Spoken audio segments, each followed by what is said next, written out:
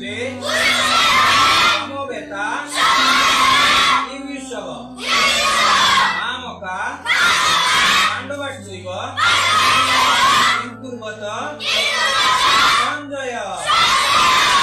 সবাই বলছি, এবার আমরা সরলার্থটা সবাই একসাথে বলবো। সবাই ধৃতরাষ্ট্র বলিয়ে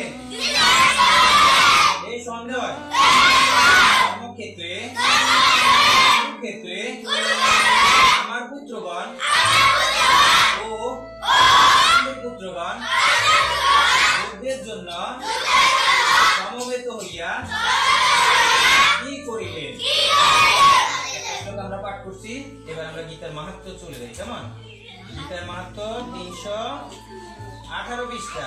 আচ্ছা, খোলা রাখবে না, যারা যারা করতে পারেন না, আমরা সবাই একসাথে পাঠ করি। শ্রী শ্রী গীতার মাহাত্ম্য। হ্যাঁ, ঋষি উবাচ। সবাই সবাই বলতে হবে।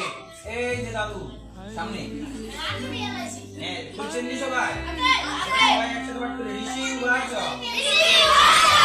বলি সবাই। গীতায়াশ্চৈব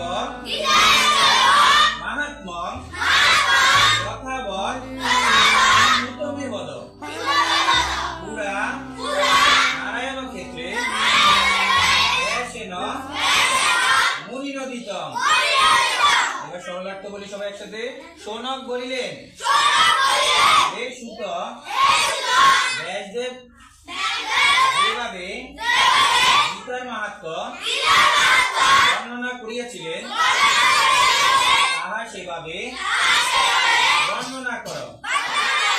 গীতা পাঠ আজকের জন্য এখানেই সমাপ্ত।